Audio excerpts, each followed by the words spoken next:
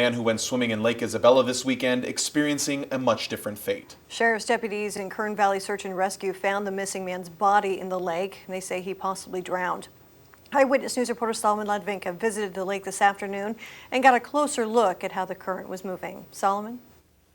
Yeah, Michael Rochelle, we learned that man was swimming without a life preserver. I spoke with officials who stressed the importance of wearing a flotation device when you jump in the sometimes dangerous waters. Never take water for granted. It takes a few seconds. That's all it takes. It's surprisingly quick. It's absolutely scary how quick water can take a person. Another life claimed at the hands of a large body of water here in Kern County, as a large sign entering the mouth of the canyon was just recently updated with the lives lost to the killer Kern. Isabella Lake claimed a life over the weekend. It's a very dangerous river when you do not know what you're doing.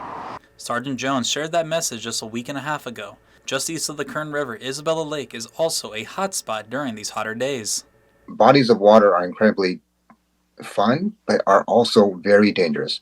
And especially bodies of water such as lakes, oceans, where it's not as well controlled as the indoor pool. There's a lot more factors you have to keep in mind. Texas resident Rebecca Combs has visited the lake since the 80s. She and her friends visit the lake because of the windy conditions for windsurfing. She says people can easily get drawn into the water and not notice they're being carried away. It starts in the morning where it's dead calm and it's very enticing and people get in the water to cool off, and then the wind picks up and people aren't prepared, and it's very easy to drift over your head. Dr. Omerji says that most of the drownings we think of are loud and visible, but that is not always true. Many drownings are quiet and then undetected, which is why it's so dangerous.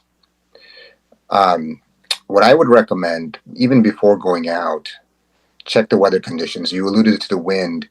This is a huge factor in how rough the water will be, where you can swim, if swimming is actually safe at that time. Rebecca Combs says that with the chilliness of the water, it also plays a factor in how people react to being drifted away.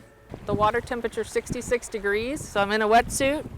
It's fine if you're just playing right here at the shore, but if you climb onto your float and you're drifting away, you quickly can't touch. And if you don't have a life jacket and you can't swim and you're not prepared for the cold, then tragic things happen to people, whether it's here or other places. Dr. Omerji says to never swim alone. He says most people aren't trained to save others. Even if you have the presence of others, that's no insurance that if something bad happens, you can be saved or that person can be pulled out from the water. And sometimes currents aren't seen. You can't see them. They're under the water and they can be pretty powerful and they can suck you under very quickly. And other tips are to always swim with a life vest or a flotation device. And key note, avoid drinking by the water. As Dr. Omerji says, your ability to make proper decisions is impaired. And when you're on the water, you're putting yourself at danger and at risk. Reporting in studio, Solomon Ladvinka, Eyewitness News. Hi, I'm Rochelle Murcia with Eyewitness News Bakersfield Now on YouTube. Thank you for checking out our YouTube channel where we have tons of great content to choose from. While you're here, go ahead and click on the subscribe button right there. That way you can stay up to date on all the things related within Kern County. Thanks for watching.